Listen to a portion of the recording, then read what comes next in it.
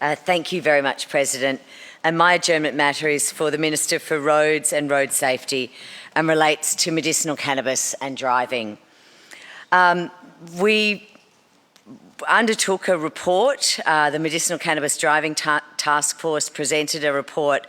And from that, I would hope that Victoria is edging slowly closer towards reform in this area. And that reform will reduce the stigma of being a medicinal cannabis patient, and it will stop driving chronic pain sufferers and other patients back towards other dangerous and addictive medications. And I don't know about other members in this chamber, but I am regularly contacted by people who have been stopped and are now facing licence loss, job loss,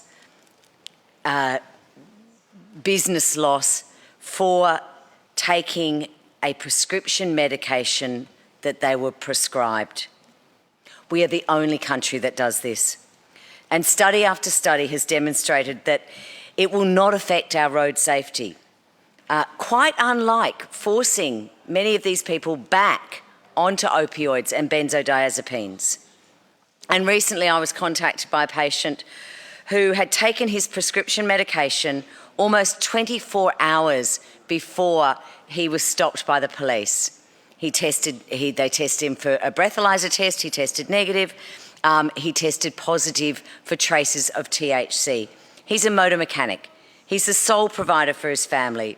He is the only licence holder in his family. He has a special needs son, and he stands to lose his licence and his job for taking the medicine that a doctor prescribed to him.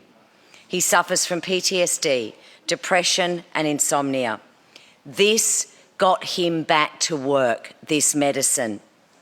But because he had minute residual levels of THC, he is facing the loss of his job, the loss of his licence. He wasn't under the influence of this medication. This can't be in the public interest. So the action that I'm seeking tonight is that the Minister provides me with road crash statistics from the last 5 years where the at-fault driver was a person who had been prescribed medicinal cannabis. Senator Daughtry.